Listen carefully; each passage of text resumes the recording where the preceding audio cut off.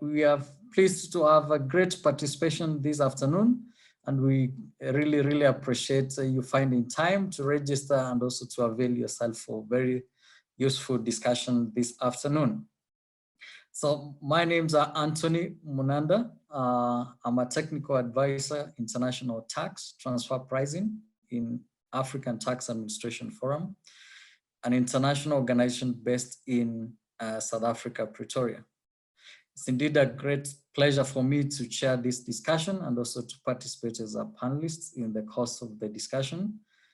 And just to set the scene, I just want to highlight just a few important issues and also to introduce the panelists, then we'll get started. So we all know that we are doing this because of a pandemic, which is facing and affecting the entire world, the COVID-19. And first and foremost, it's good to acknowledge and appreciate this is a human crisis, which is affecting millions of people and actually leading to death of several thousands of people in quite an unfortunate scenario. And of course, really affecting the global economy. And so our mining sector is not really an exception to this. It's greatly impacted because we are aware several mines have shut down. So many workers being exposed and impacted because of the risk of the disease, decisions of the government to isolate people. And that, of course, has affected other allied industries, leading to interruption of the supply chain.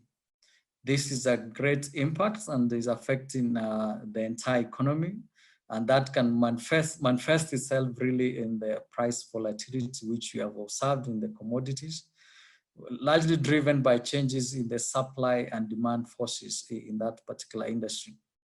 And so we know that several companies have got to make decisions on how to manage the safety of the employees while taking care of the interests of their business. And these companies are not alone in this. Countries in which they operate, they have made deliberate efforts in some cases to take decisions either to shut or to treat mining operation as essential services to their countries and take certain decisions. Some may even consider making direct payments, maybe in form of contribution to the government, to the mining companies, or paying directly the workers. Those are possibilities. So the question is, in developing countries, whether governments are able to do those kind of, take those kind of actions, injecting capital into the mining companies or directly paying workers. The answer to that question, potentially no, because of limited resources, and therefore a possible action would be basically to look at the tax policies. And because of unprecedented situation like most governments and companies will find themselves in, obviously there will be a risk of taking decisions around tax policy which may be rushed, and that may lead to taking policies which are not properly structured or developed, and that may lead to an undesirable outcome, potentially leading to loss of government revenue for no apparent benefits.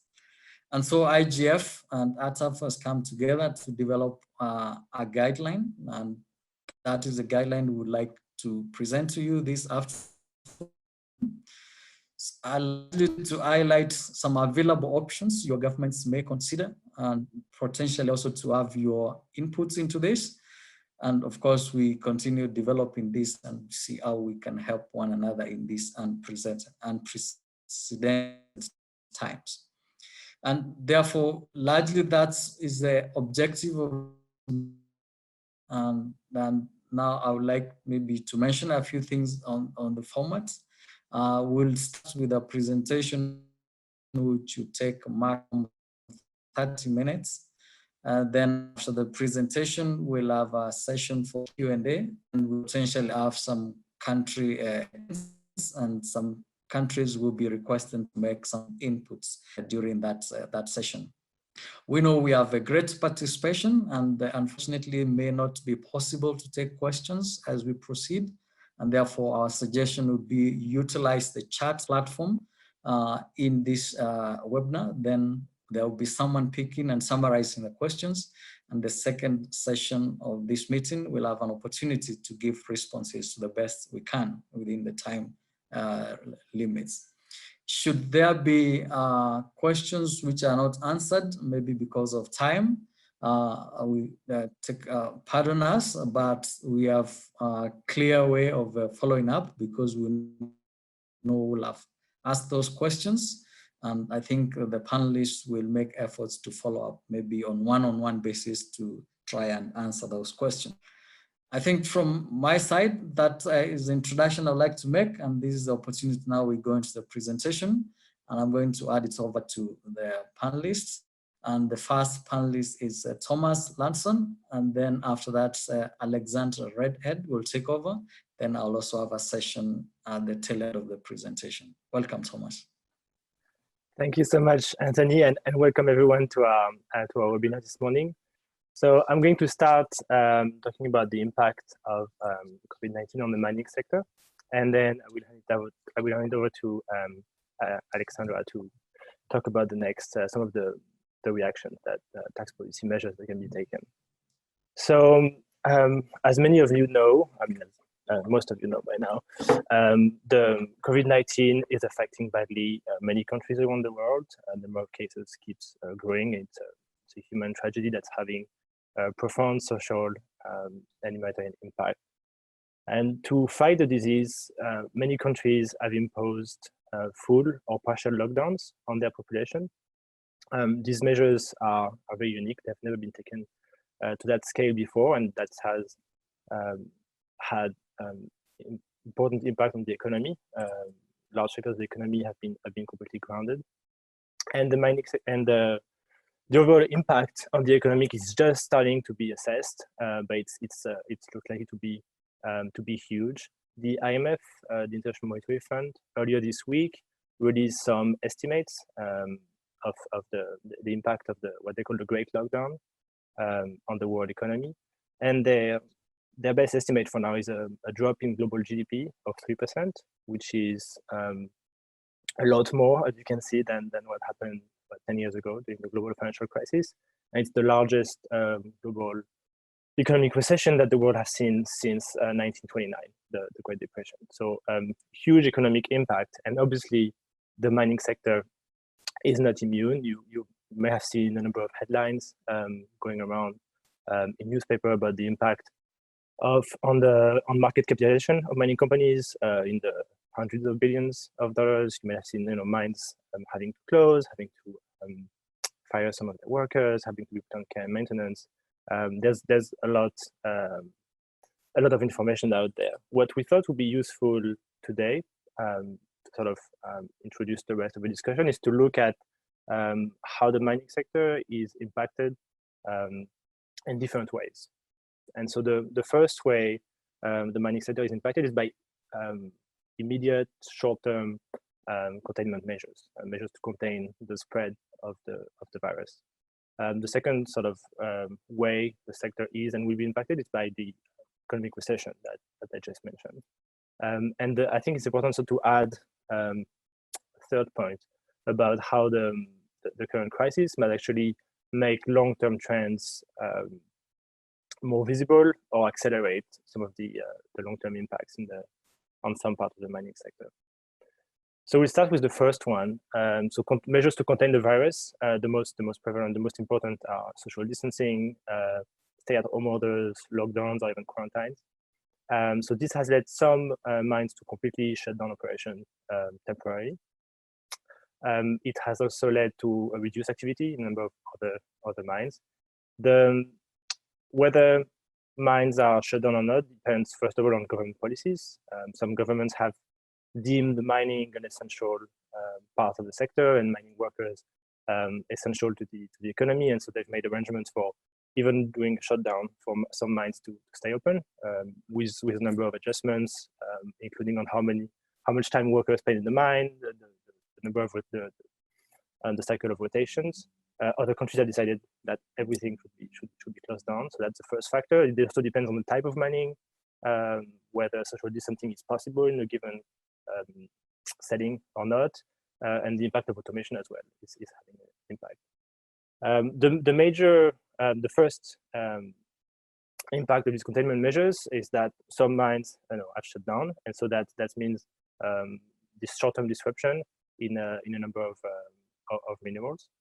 And it also means some disruptions at the level of the supply chain. So beyond the mine itself, other part of the supply chain might be affected. So let me just zoom in on both of these types of impact. Here are two examples of short-term supply disruptions. The one is on the imports of nickel from the Philippines to China. The Philippines has imposed lockdown measures, and so nickel mines have been shut down, and that affects imports from China. The other example is on uranium. A number of large uranium mines have had to suspend operations, and that has led to a deficit of supply and an increase in uranium prices that had been depressed for a number of years. The examples of supply chain disruption, so even if your mines are still open, if the processing facilities further down the chain are being halted or stopped because of a lockdown, that can create problems, big disruptions. For example, in the diamond sector, 90% of the world's stones are processed in India, which has imposed a lockdown on the whole country. And as a result, it's become very difficult for diamond mining companies to continue production and sell their diamonds with an ensuing drop in prices. The other example is on the a large rare earth mine in Australia that processes its production in Malaysia, and the processing facility has been shut down, which is affecting the mine, its cash flow, its economic outlook. The supply chain is also important for the suppliers to mines. So some mines have either shut down or reduced activity, which is affecting their own suppliers. Some of them, global established suppliers might be able to weather the storm for a number of weeks or months, but smaller suppliers, especially domestic suppliers, might not have the same reserves to withstand the economic crisis. If I move to the second way that the crisis is impacting the mining sector is through the large economic recession that is just starting to happen. So there's a number of, it's at this stage it's a bit of a forecast, but at this stage we can forecast a drop in the demand and therefore prices of a number of commodities. Also, mining companies slashing their exploration and investment budgets. Some mines either have been or might have to be put into care and maintenance, where they're not breaking even. Times of crisis are also times of typically industry consolidation and opportunities for mergers and acquisitions. Also, we've seen that not all minerals are actually witnessing a drop in prices. Some of them are actually benefiting from the situation, especially gold. And the last element is that state-owned companies are feeling the pressure from their own governments that are under increasing pressures to finance the response to the health crisis and the ensuing economic recession. If I can just zoom in on a number of these elements. So I was mentioning that the demand and prices for some commodities are falling. It's really clear if you look at the main metals here traded on the London Metal Exchange. There's been a sharp drop in their quotations in the last few months, and especially in the last few weeks, with a slight recovery for some of them, copper especially, as manufacturing in some parts of China has reopened. The price of gold has increased. It was already on an upward trend, but has increased a lot in recent weeks. Gold is typically a safe haven for investors in times of uncertainty, and this is proving to be the case at the moment. So that's a sort of factor to take into account. The industry consolidation. So there is signs that some companies might be selling their assets. And just mentioning here, because it's important for governments, especially governments that implement, that want to tax capital gains on indirect transfer of assets, to be aware that there's likely to be a number of transactions taking place in the mining sector. To finish, the last point I wanted to make is that this is a large economic crisis. And so, but there were some companies might have more structural problems, might have been in economic distress before the crisis, and I want to blame their current situation to the to COVID-19 and its ensuing impact. So this is likely to actually be, this is important to take into account, especially when looking at potential response, economic responses, fiscal stimulus response to the crisis, that not all economic worries are due to the health situation. They might be made worse, but the situation might be bad in the first place. It's also true of structural issues in the fossil fuels industries and with the higher consideration of climate risks by governments and companies around the world. The situation is particularly dire in the hydrocarbon sector, but fossil fuels more generally are victim of both long-term trends and short-term issues. And then other long-term trends that are likely to be accelerated by the current situation is the automation of mining operations. It was already something that was on the rise, but the current situation makes the business case for automation even better for mining companies, as they would be better able to maintain operations among pandemics like this. And the last point is that the contribution of mining companies to their local and local communities and local infrastructure, the demand was already high before the crisis. Some companies are really stepping up and helping their neighboring communities and investing in local health infrastructure, and this is likely to remain a feature of the industry beyond the current situation. So this was relatively short, but we want to go straight to the point and we want to have time for questions. So I wanted to just want to summarize. So the COVID-19 pandemic is having a terrible human, social, and economic impact, and the mining sector is affected, but not uniformly. And so it's important for, especially as governments consider specific responses to the situation, that they consider whether which commodities are being mined in the countries. Are these commodities actually the miners of these commodities actually suffering from the crisis?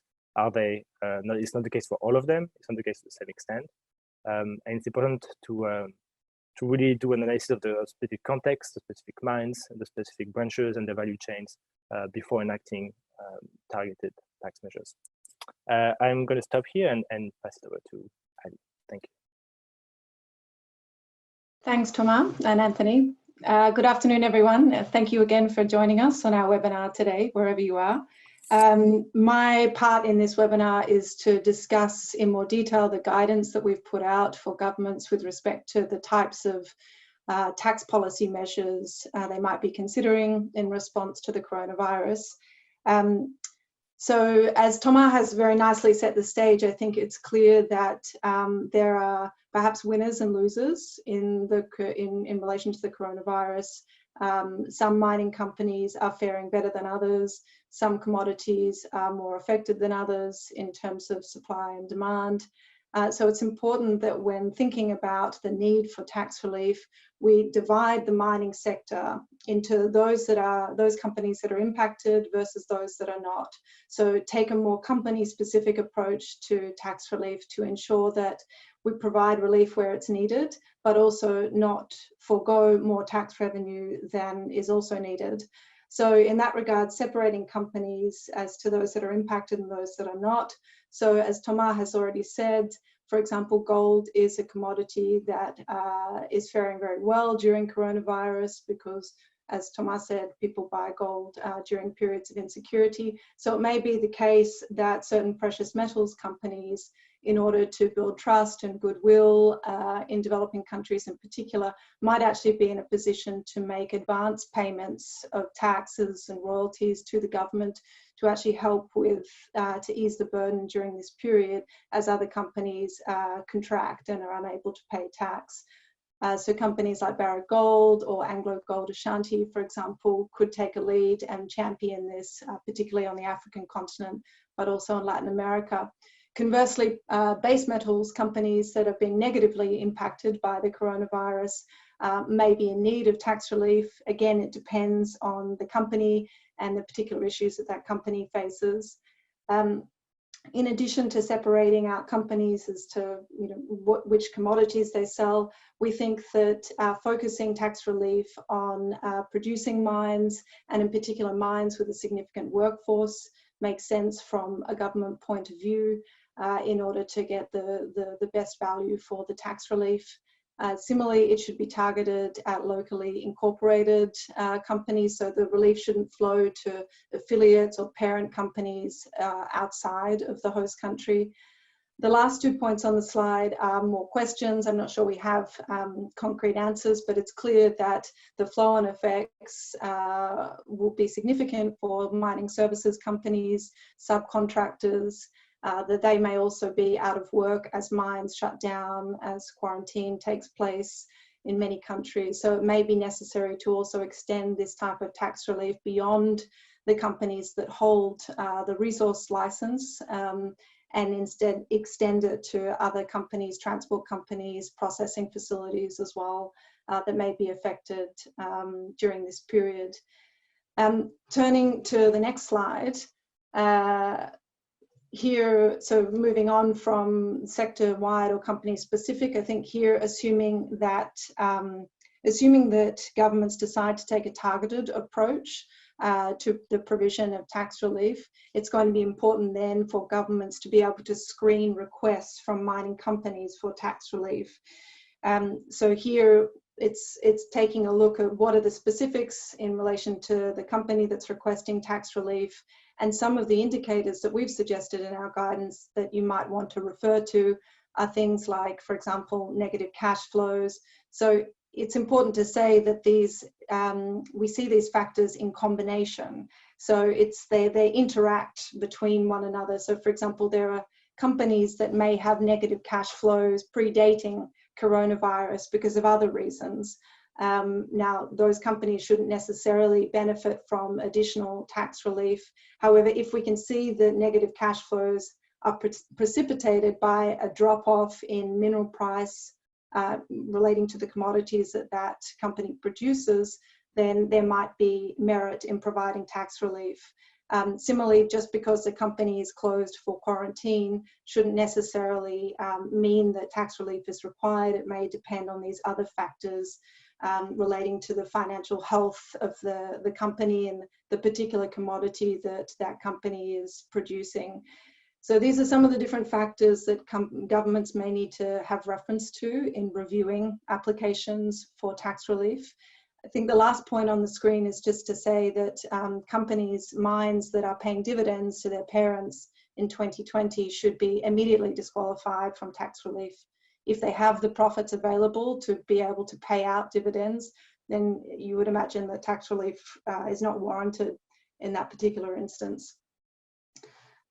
Moving on to tax policy options. So assuming that the government has looked at the sector, decided which companies merit tax relief, then the question is what kind of tax relief might be appropriate in this particular instance. And this is where it does become a bit more sector specific. So we need to look at the types of taxes that are levied in the mining sector, which of those, what kind of impacts those taxes are likely to have on companies during this period, but also what the implications are for governments in foregoing those sources of revenue. So in our guidance, we put forward a few ideas. Certainly, we hope that other people on the call today may have others to add. The first one is to defer or to temporarily exempt payroll taxes. So this is a fairly generic policy measure that many governments are adopting at the moment, not just specific to the mining sector, but economy-wide. So this would be conditional on keeping workers on payroll, excluding penalties and interest. In the mining sector in particular, payroll taxes are often quite a significant share of taxes paid to government. So it may be relevant to provide relief in this area for companies. Of course, insofar as governments take the decision to exempt payroll taxes, we need to make sure that the workers themselves don't face any personal liabilities going forward in the recovery period. Relief around value-added tax. So again, in the mining sector, we often see the issue of very large outstanding refunds to be paid because of the significant importation of equipment and machinery. So often getting refunds can be difficult for companies and create cash flow problems. That's obviously going to be very relevant during this period. So whatever governments can do to speed up refunds will be important, but recognizing that governments themselves may not have cash flows going forward, it might be appropriate to look at exempting VAT, for example, on particular mining goods and services, or indeed to allow companies to offset VAT payments against other tax liabilities. The third one is around import duty relief. So again, many mining companies rely on importing equipment, supplies, machinery to enable their operations. So in order for those operations to continue, should government decide to allow mining operations to continue, again, it might be important to offer some import duty relief on certain equipment and supplies. I think hopefully it goes without saying that any of the supplies that are related to addressing the coronavirus, so medical supplies, should automatically be exempt of import duty. In giving import duty relief, it will require a bit of thought around what types of equipment and machinery and supplies are actually critical to that particular mining value chain, and to make sure that it's carefully defined. The last one on this slide here is around health expenditures. So recognizing that in many developing countries, mining companies are really well placed to help government respond to the crisis. As Thomas said, many companies are already stepping up and doing this, providing medical supplies to affected host communities, digging wells. They've got the logistical capacity to respond. So in this regard, it's important to encourage companies to continue to provide this support. One idea would be to allow them to then offset that expenditure again against other tax liabilities. So that would further motivate companies to contribute where they can. The next slide, the last policy option here is around royalties. And we really stress that this is a method, a measure of last resort. Obviously, royalty is a very important source of revenue for governments. It is a payment in return for the right to exploit a natural resource. So maintaining royalties is key. If governments do decide that the circumstances warrant waiving or deferring royalties, or last resort to waive them entirely, it's important that governments think about what they're going to get in return. So here we recommend that perhaps seeing this as an injection of capital by government, and government taking a share of equity in the company in return, or instead seeing it as a loan that can be repaid later on, either in cash or in mineral production. The next slide is some examples. So a number of governments are responding generally in terms of tax policy measures, but there are some specific measures coming through in the mining sector. The first one, I hasten to say, is in our view a bad example, where we have coal companies that are seeking relief from the US government with respect to royalty payments, the fees that they have to pay to clean up abandoned mines, and also, most importantly, the excise tax that they pay that goes towards a fund for former coal miners that are affected in terms of their lung capacity. So those sorts of incentives are not appropriate, and they have not been included in the US stimulus package. There are some other examples there. Deferring exploration license fees, import duties, and of course the JobKeeper type payments that we're seeing in many developed countries. The last slide is, second last slide, do not do tax policy measures. So please refrain from income tax holidays, cutting corporate income tax. The reason is simple: if there's no profits, there's no taxes to be paid, in which case this is unnecessary tax relief. Refrain from dividends, capital gains tax release. Again, as Thomas said, it's possible that there may be a number of transactions during this period, so making sure that government has the ability to collect capital gains tax is key. Refraining from withholding tax relief. So withholding tax is very easy for governments to collect. which is paramount right now, given constrained human resources within tax administrations in particular, and keeping environmental taxes. The last slide here, conditions for relief. So I've mentioned some of these already, but it's important that if government is going to provide financial relief, that there are conditions attached. So retaining workers or an agreed percentage at regular salaries, withholding bonuses for executives, cancelling dividends, abandoning artificial tax avoidance arrangements. So here what we're thinking is requiring companies to sign up to the B-team principles, to become an EITI supporting company, adopting fair transfer pricing practices and transparent benchmarking for sales. And down the bottom, these are ideas. It could be an opportunity to think about introducing some other taxes that could help with recovery down the line to improve revenue collection by government. So obviously not putting an additional burden on companies right now, but thinking about in the future how governments will rebuild after this crisis. And lastly, around implementation and design, the main point I want to make here is that these measures should be temporary and transparency is critical. So making sure that it's clear what the criteria are for receiving tax relief and what the procedure is very important in terms of maintaining trust amongst citizens, particularly during this period. So it's very important that government operate transparently in providing any tax relief to mining companies. I'm going to stop there and hand back. I'll hand back immediately to Anthony, I think, to say a few words before we invite some of our country participants to speak.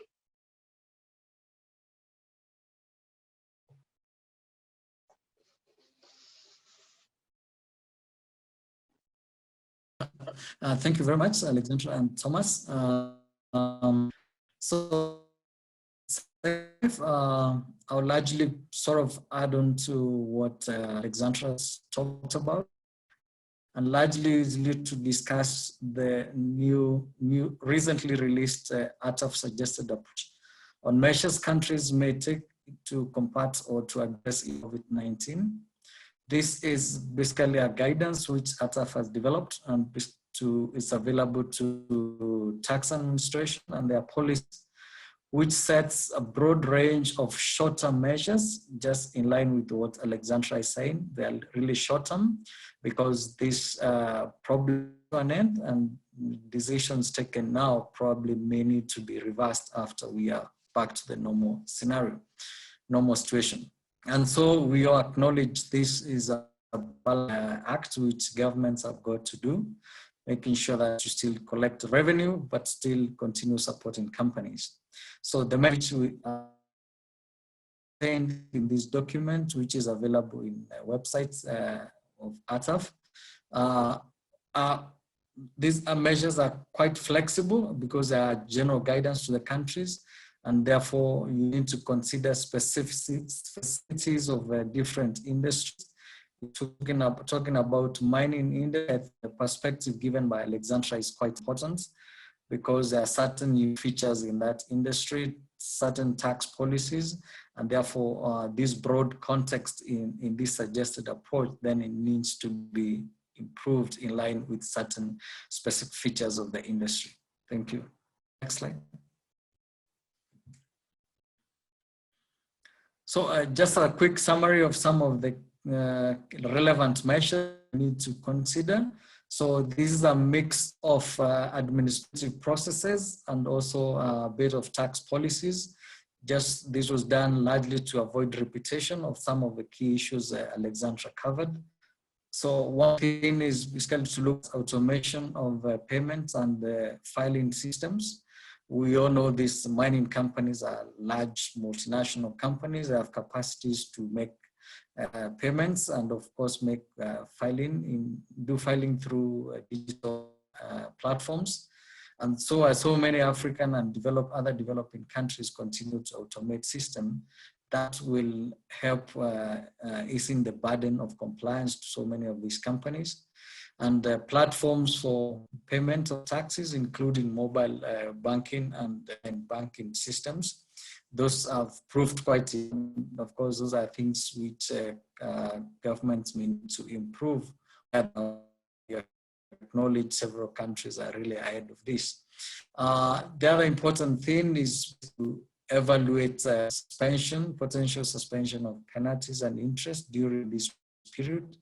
Of course, care needs to be taken here. What sort of tax is required, which obligations, and for how long? Is it during a certain period of time, say the next 3 months, or you to implement it for a much shorter time or quarterly? Those are policy decisions which need to be taken. Obviously, with a very clear guideline, this is temporary again, it's not permanent suspension, it's not a permanent decision, it's largely a suspension over that time. And therefore, it would be important, an administrative policy which government considers temporary suspension of field operations in compliance, activities, audit, and enforcement, so that most of it is relating to engagement with the taxpayers should be largely focused on the risky taxpayers or where there is maybe evidence of fraud. You know, obviously, these mining companies have complex, including transfer and other international, to spend a bit of time engaging taxpayers. Perhaps those activities may be deferred for some time, but if there are low-hanging fruits indicated by the risky transaction or taxpayer, that could be an exemption to that rule. Obviously, because of mining companies will be largely exporting their mineral resource and have significant imports. Of course, tax refunds are there from the VAT perspective. And many taxpayers in very many countries often complain these refunds are not paid in time. And that's a huge impacts on the cash flow of these businesses. And therefore, to support these businesses, whereas it's going to be a challenge because everyone has cash flow issues, governments should endeavor really to extract these payments to help these companies to keep their workers on the payroll system, and also to meet obligations, including debts and the facility costs. It's a delicate balance here, and also some other considerations which are alluded to, which may include also changing the VAT for imported products to reduce the quantum of the import VAT. Those may be considerations to adjust, to reduce the quantum of the VAT refunds. Another general consideration would be to look at allowability of donations and scientific research costs. And I should have had there another line, which would be scientific research around health services or health-related items. And of course, this will will increase significantly as very many companies now make significant donations. A number of those companies want to help governments to do some bits of research. A number of those governments, companies would want to invest in infrastructure, in hospitals, actually at the mining sites. And all those may need to be reevaluated. There could be certain conditions in their regulations which limit or put stringent conditions. Perhaps those may need to be relaxed a bit during this time to enable these companies to claim those costs as long as they're going to be translating to benefits during important time. And the last sort of issue which countries may need to consider is a temporary reduction taxes. That, as Alexandra said, that needs to be evaluated carefully, particularly when you're talking about corporation tax, because a number of multinationals and engaged in this mining company industry, they may have significant levels of losses accumulated over time. Therefore, reduction of tax rates at that level may not translate to immediate benefits. Perhaps that would be a useful consideration to companies which are already in production and making some good taxable profits, and therefore that would be a benefit to that extent. Another reduction, of course, may be on the payroll taxes. You have an option of exempting, as Alexandra said, or potentially reducing payroll tax. We have seen several of these options being taken by several countries in Africa. Mention a few, I think in Kenya, there was a reduction of corporate tax. Of course, that cuts across from 30 to 25. And also there was a reduction of payroll tax. So some of these measures are already being implemented in some countries. So I'll stop there. Thank you. Then I'm going to add over back to Alexandra to introduce countries to make some contribution about their experiences so far. Thanks, Anthony. And thanks to all of you for submitting your questions via the chat function. We're making note of them, and we'll come back to them in a moment. But before we do, we're very pleased to have join us today 3 colleagues from governments, resource-rich governments that we work with directly. The first that I would like to invite to speak is Joseph Nonde. Joseph is the Director of Tax Policy in the Ministry of Finance in Zambia. So Joseph, if you'd like to unmute yourself, and feel free to put your video on as well and share your experience so far in Zambia. Thank you very much, first of all, to ATAF, Alexandra, thanks, Anthony, and Thomas for your presentation. You've raised issues which are very peculiar and cardinal to some of the things that we've been going through and what we've seen happening even here, particularly in Zambia. So thanks for giving me this opportunity to just share some of the experiences that we have, and also to maybe react to 1 or 2 things from your presentation. So what indeed has happened in our country is that we've had the effect of the pandemic on the mining sector has been real. We, as a country, are a landlocked country, and because of that, we have neighbors surrounding us. So with the lockdowns happening around in South Africa, for example, Tanzania, and Mozambique, this has affected us. It implies that most of our commodities cannot be exported. So essentially, mining companies are stuck with any of their minerals that they want to sell. So that in itself has had an impact in that they can't sell, and the government can't get any of the taxes that they need. But I want to mention this, that what is coming out from the presentation you've made, which also sits very well with Zambia, is the fact that, as you've mentioned, some of the experiences are specific to the countries. The situation we found ourselves in might not be the same for all the countries. Most of these companies that we have here that do the mining have had also historical problems.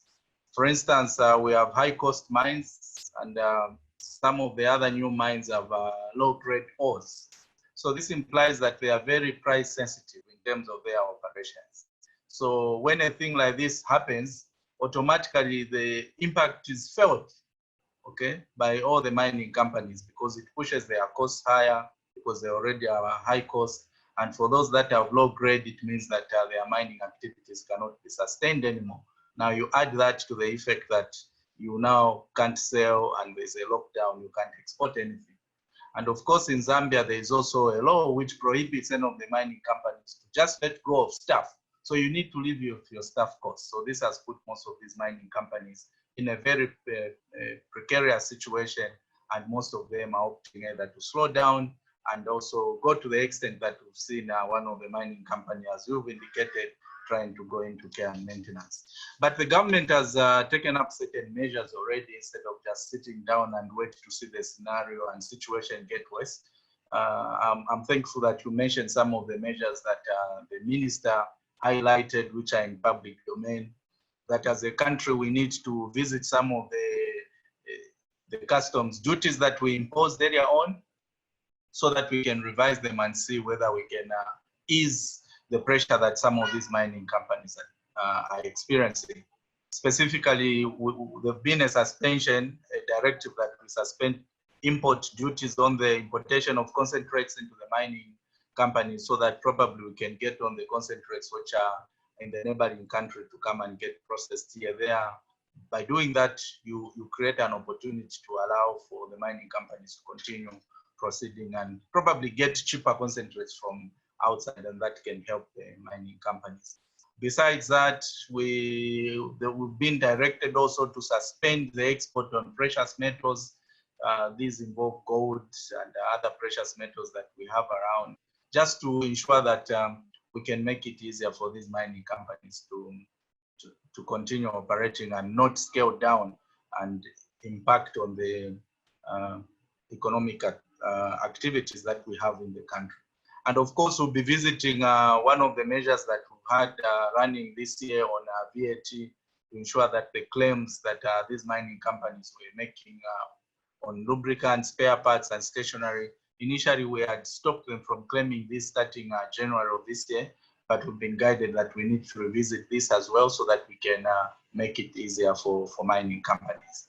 But what is key in all this, which I agree with the presentations Thomas and Alexandra you made, is the fact that there is a feeling that we should not allow any job losses. No one should be sent home and lose a job on account of this. So you can see the challenge that we're also facing as the tax policy providers, because on the one hand, we know that we need to assist as much as we can, but then we need to ensure that we sustain the jobs. So it's very difficult. How then do you determine that your tax policy is not going to impact so much on the mining companies so as to make them continue having to keep the jobs? Obviously, our reaction is that the main thing you need to do is lower as much of your taxes as you can so that they don't pay anything to government. And by doing that, they can keep the jobs. But again, if you remove all these taxes, it means that you're not going to get any resources as a government. So that's a major challenge, to strike a balance between coming up with a tax policy that allows you to get some resources and at the same time keep all those that are in employment so that they can get the revenues in terms of emoluments. It's a big challenge that we have, because if they lose the jobs, then they depend on government. And then government has already got a lot of demands that need to be met because of these potential lockdowns. Small businesses are going under. A lot of people now are looking to government to provide assistance because they can't do the basic economic activities there. So we have a pressing need to have resources that we can then assist some of those who are in economically challenged situations. But the mining companies need to survive, but there is a challenge that they need to keep jobs. So yes, this is something that is on our fingertips now, and we need to address it. And it's now public knowledge that one of the major mining companies has indicated clearly that they are going into care and maintenance. So the impact is now huge on the value chain, mining value chain, on the one of the copper belt mining towns in this country. So we have all the mining suppliers not able to do any business, and that means that the activities around that city where the mine is going to ground to a halt. So we're having now a lot of things to look at. So apart from just looking at tax policy, now it's becoming an economic problem that needs to be addressed. So those are some of the things that we're looking at from this side in Zambia. But the suggestions that you made are pretty welcome, but we shall look at them on a case-by-case basis and see how best we can address some of these things to fit into the situation that we found ourselves as a country. So maybe for now, I'll end here to allow for more people to also say something, and then we can ask questions and comment later on. Thanks very much, Joseph. Thank you. Thank you so much for sharing your experience. I'd like to ask Claudia Escobar now. Claudia is the advisor to the Minister for Energy and Mining in Colombia. Claudia has come up with some of her own proposals. I hasten to say it's not government policy yet, but Claudia has some good ideas that perhaps will be adopted by the Government of Colombia at a later stage. Claudia, over to you. Thank you very much, Alexandra, Toma, Anthony, for this webinar. I think it's very interesting, and is the perfect time to this. Well, in our government, no decision has been made regarding a specific tax relief for the mining sector. However, the government issued a measure that has a significant impact on the sector, and is that a quick procedure was created to refund the balances in favor of VAT. You mentioned this possible measure, Alex. But this measure doesn't cover the refund of balance in favor of VAT on gold exports that have a special procedure. So we are proposing to Ministry of Finance to evaluate the application of this procedure also for gold exports. As you said, we have some ideas that we sent to the Ministry of Finance, and I'm going to mention 2 or 3 of those ideas. The first one is the reduction of the advance payment of the corporate income tax, especially in hydrocarbon sector and carbon sector. In Colombia, in June, in the income tax return, taxpayers have to include an advance payment of the tax that must be paid next year based on the tax of the previous years or an average of the 2 previous years. The percentage is between 25 and 75%. We are proposing to reduce this percentage due to the decrease of income, especially in the oil sector. The problem to maintain this payment in advance in these levels is that the next year the companies are going to have balances in favor very high, and the tax administration are going to have to refund these balances in favor. And we think this is a relief for the cash flow of the companies. The second measure that we consider very important for the mining and the oil sector is to make a reduction on the rates of withholding taxes, especially the self-withholding taxes that have to pay the mining sector and the oil sector on the exports. Oil sector have to pay a self-withholding of 3% on exports, and mining sector have to pay 1.5% on exports. So we are proposing to make a reduction on this percentage temporarily, and this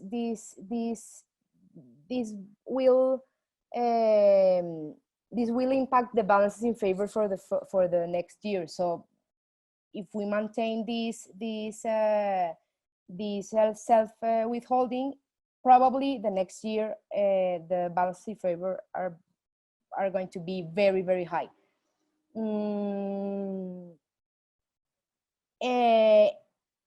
Those measures, I think, impact directly in the cash flow of the companies.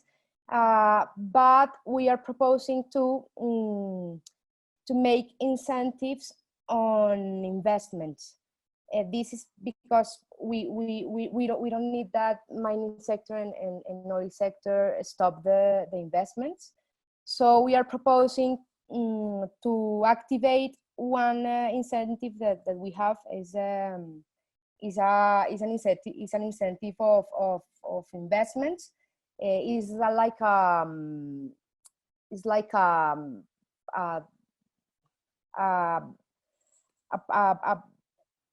percentage of the investment that companies can make in the emergency, and they can use this percentage to pay corporate income tax the next year.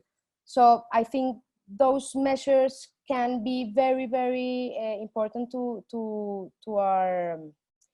our sector. I don't know if Ministry of Finance are going to evaluate all of these measures, but this is what we are asking for them.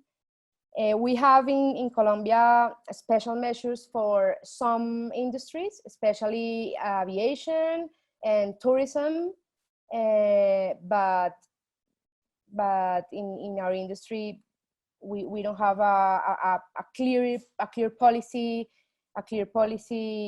so we are asking to think in some measures that can be good for our sector. Thank you. Thanks very much, Claudia. And lastly, to Martin Ayisi. So Martin is the Deputy Chief Executive for the Minerals Commission in Ghana. So Martin, hopefully you can unmute yourself and turn your video on. Yeah, I didn't go to work today, so I'm working from home. No problem. Go ahead, Martin. Now, our situation is directly opposite what my brother from Zambia has stated.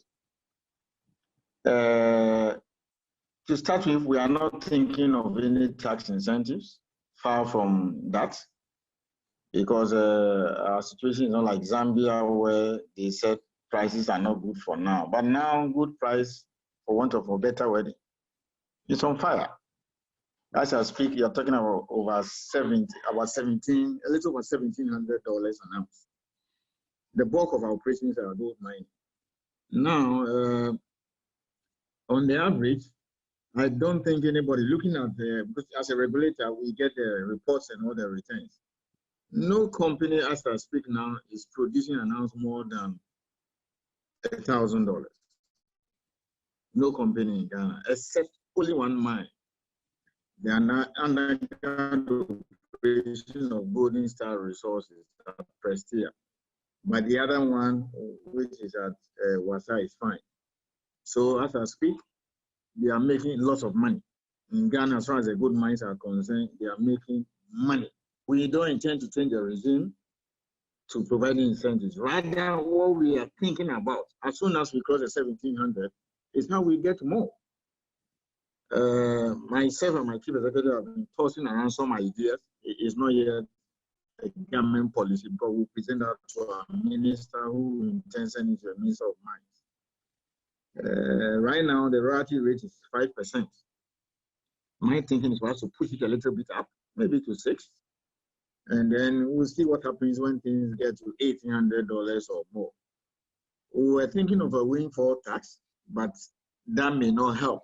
We tried it twice in Ghana, 1994 and then 2012, to take advantage of the last commodity super cycle. But the challenges of collection and how to do it is a problem for us. Again, if we try to do something like that, what you might see is a lot of companies piling up the money in investment, locking it up there, and then claim it as capital allowances later on. So it may not achieve intended purposes. So the thinking right now is see how we can get something from by increasing royalty, even if it's just 0.5 or 6, from 5 to 6, because it's easy to collect and you can make some quick money. That's one. Two, small scale is big in Ghana. If you take the figures last year, for instance, Ghana produced 4.6 million ounces of gold.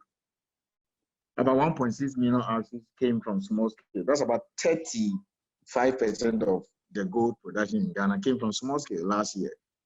In 2018, it was about 40. That made us top of South Africa. The question is, as we speak, they don't pay royalty. Nothing. They don't pay anything.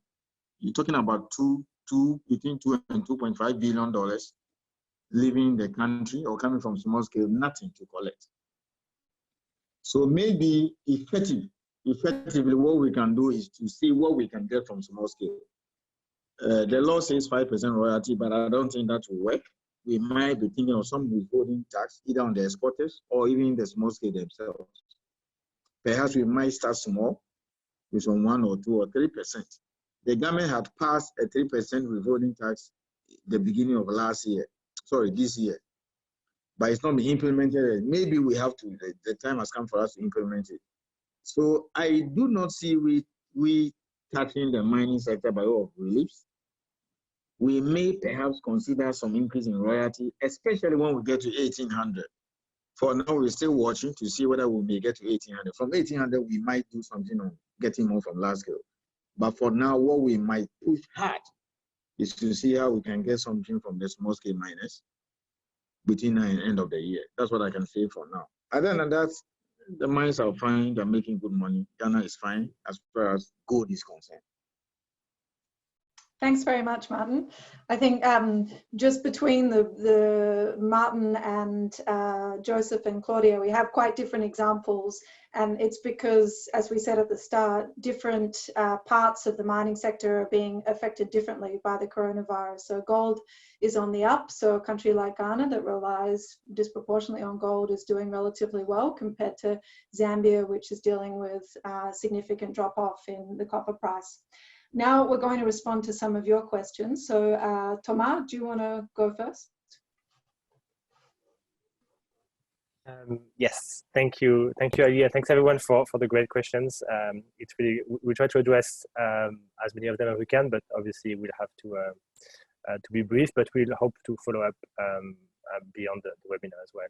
So there's been a couple of questions on the possibility of setting automatic triggers for some of the incentives, and in particular on the as regards royalties, the possibility of using progressive royalties.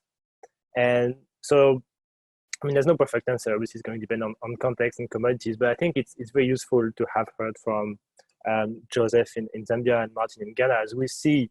So Zambia has progressive royalties, and even with progressive royalties, some companies in copper especially are struggling to in terms of cash flow, and so even progressive royalties are not necessarily the solution, especially when we're dealing with a crisis that's so unique, historically speaking, and the impact are much bigger than anyone could have anticipated when designing the progressive royalties. But as we see in Ghana, where actually if there had been progressive royalties on gold in Ghana, that might actually provide the right response that the government wants to capture a somewhat higher share of the sales of gold linked to that prices. So there's no perfect response. I would say it's probably not the right time now to design progressive royalties, especially for in the case of countries where commodity prices are going down. There's always a bias towards the present moment.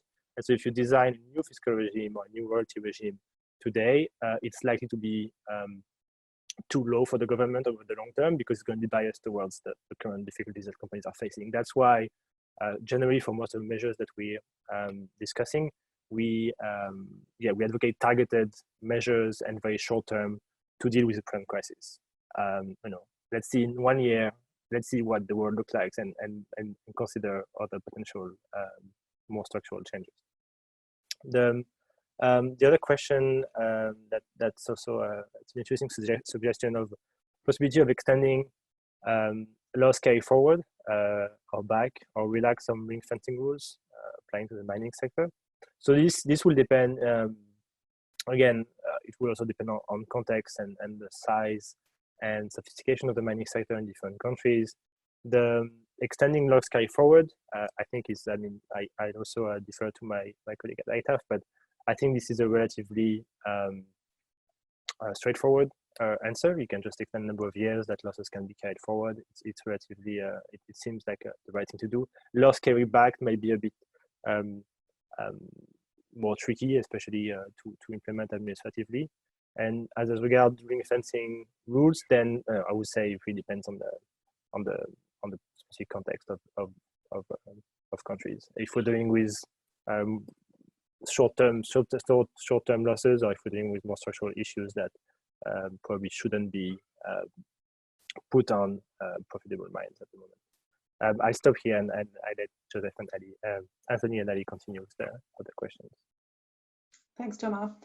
Yeah, so the questions I was going to tackle are around the impacts on the artisanal and small-scale mining sector, which thankfully Martin addressed earlier. I think this is a significant issue for many countries that have a very large informal sector or artisanal small-scale mining sector, particularly because, as we said, gold prices are actually going up during this period, and a lot of artisanal small-scale mining is gold.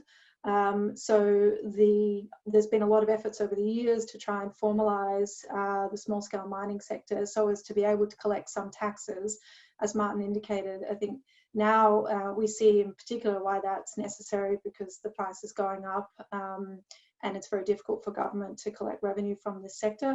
But at the same time, making sure that those people that work in this sector are safe and protected, because they don't have the support of large companies that are able to provide, assistance in terms of health services and so forth.